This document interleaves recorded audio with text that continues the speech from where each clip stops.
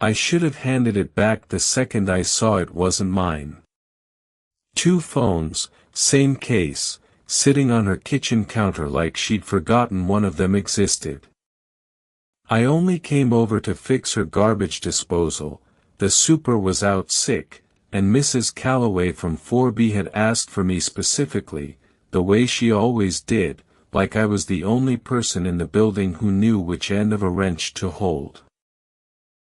"You're a lifesaver, Eli," she said, leaning in the doorway with a dish towel over her shoulder, watching me work instead of doing whatever 46-year-old women do on a Tuesday afternoon.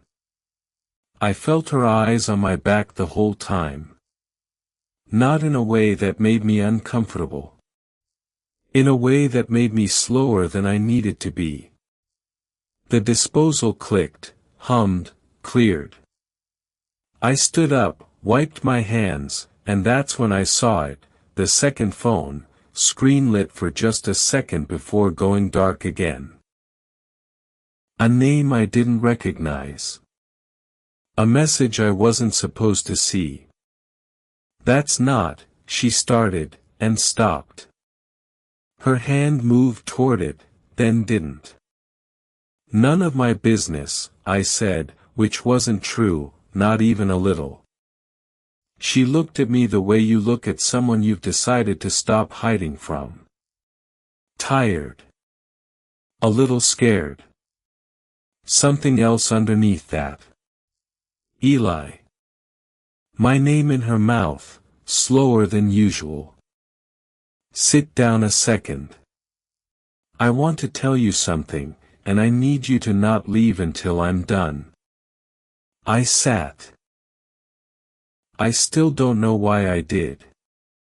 She sat across from me at that little kitchen table, the kind with 2 mismatched chairs like she'd never planned on needing more than one guest.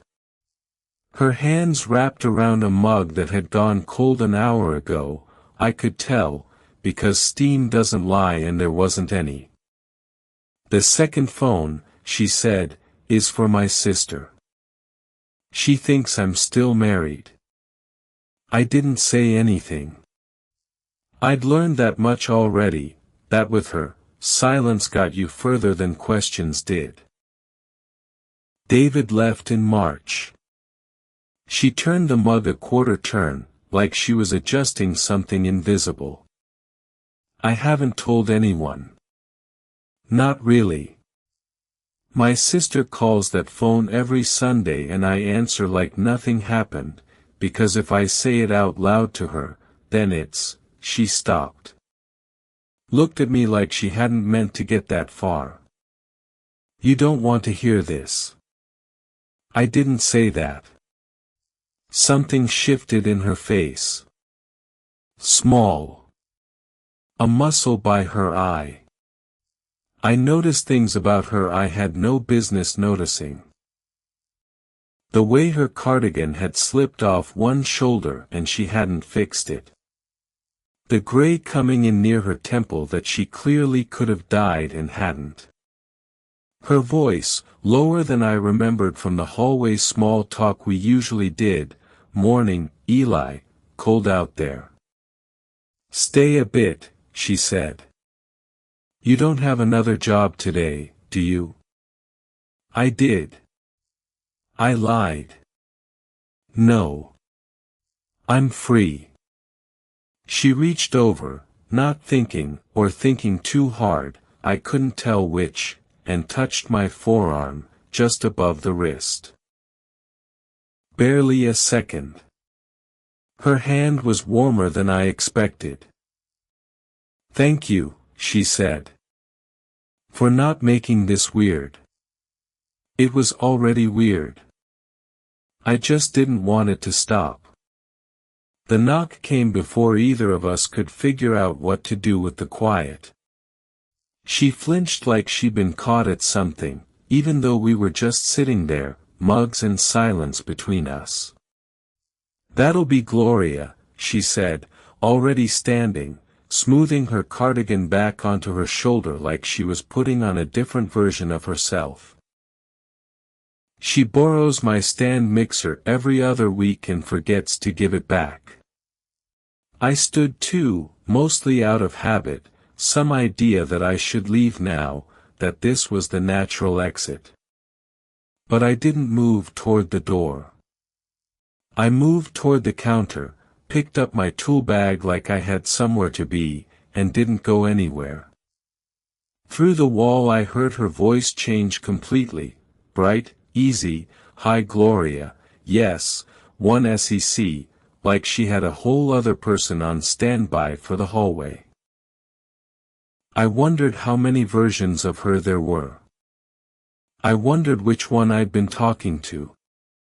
When she came back in, she caught me still standing there, bag in hand, not leaving. "You're still here," she said. Not a question. Yeah. I didn't have a reason ready. She looked at me a beat too long. I looked away first, down at the bag, the floor, anywhere, because looking at her felt like standing too close to a ledge. "I should go," I said, the thing I should have said 10 minutes ago. "You should," she agreed. She didn't move out of the doorway. I stepped past her, closer than the kitchen required, and for 1 second her hand came up like she meant to stop me. It landed on my chest instead. Flat. Still. Neither of us said anything about it. Her hand stayed there a second too long before she pulled it back like the contact had surprised her more than it surprised me. "Sorry," she said. "I didn't mean to." "It's fine." "It's not, I just." She laughed, short and humorless, and pressed the back of her wrist to her mouth for a second like she was holding something in. "You're 23, Eli." 24. That's worse.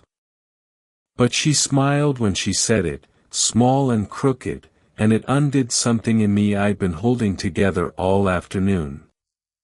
"Can I say something?" I said, "and you don't get to make a joke about it after." She nodded. "Just once. I don't think about you like you're the lady in 4B. I haven't for a while. I fix your sink and I think about it for the rest of the day." I know how that sounds. The kitchen got very quiet. Somewhere down the hall Gloria's TV murmured through the wall, some game show, canned laughter that didn't belong in this room. "How long," she said, "is a while?" "Since March, maybe." "Since before March." I hadn't let myself do the math until right then, out loud, and it embarrassed me how easy the answer came. She looked at me like she was deciding something, weighing it out behind her eyes, and I couldn't tell which way it was going to fall. "David left in March," she said quietly. "You know that." "I know." "So you were," she stopped herself, shook her head slightly, like she didn't want to finish that sentence and have it be true. "I wasn't waiting for anything," I said. "I just noticed you before I had a reason to." She didn't step back. She didn't step closer either. "Say that again," she said. "Slower." I said it slower. "I noticed you before I had a reason to."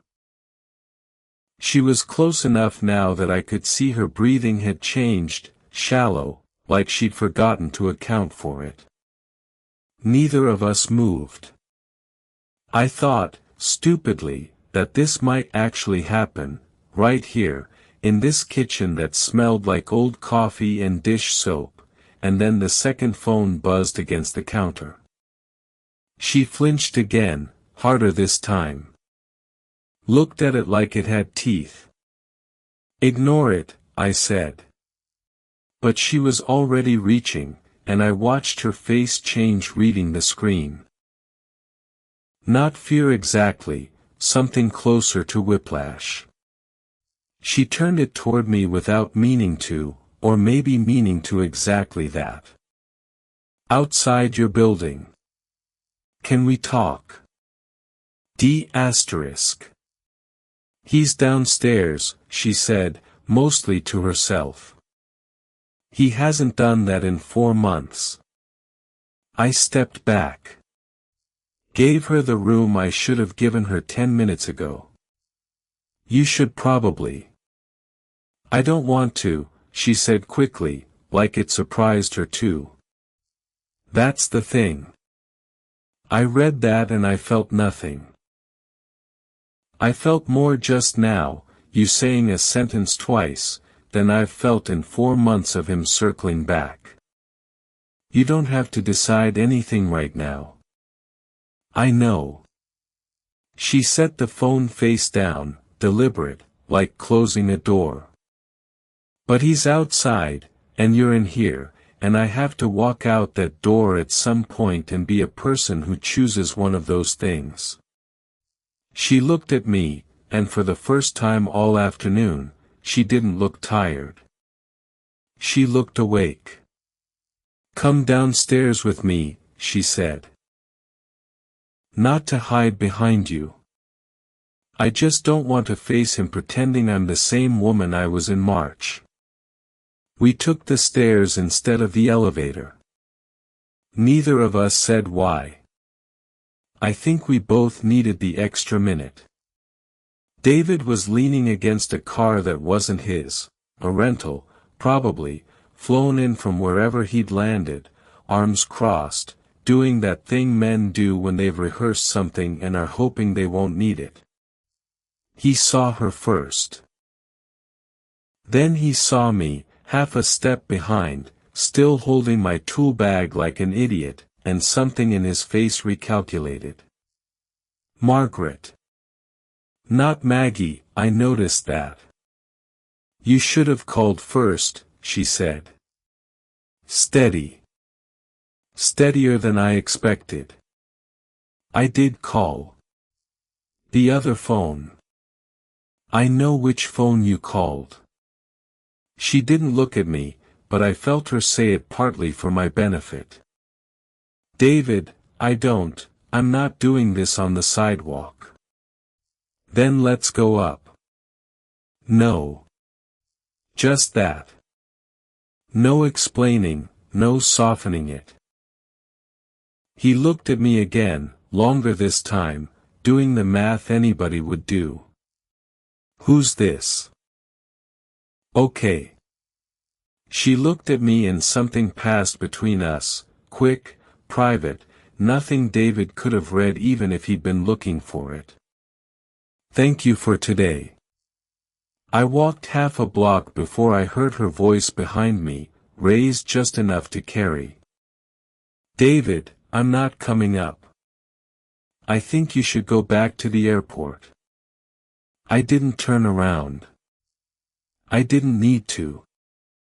I just walked slower than I had to, in case she wanted to catch up.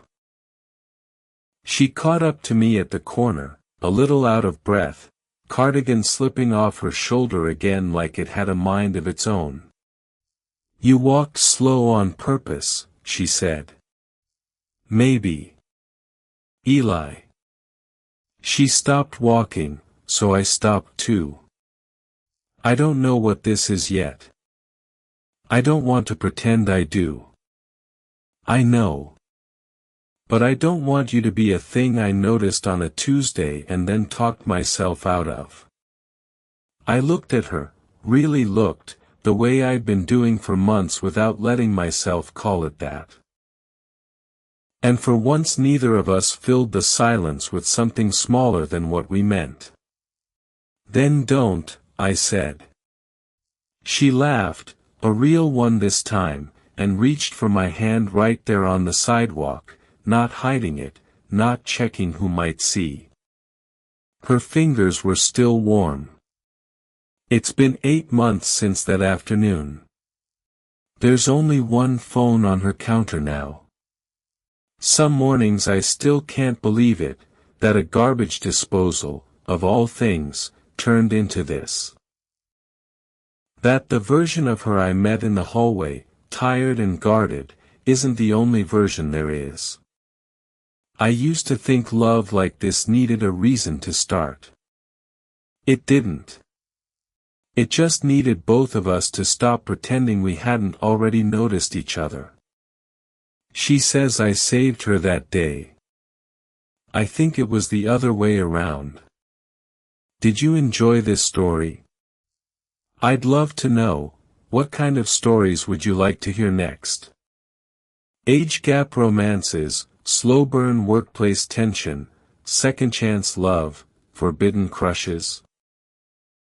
Drop your ideas below, and I'll write the next one just for you.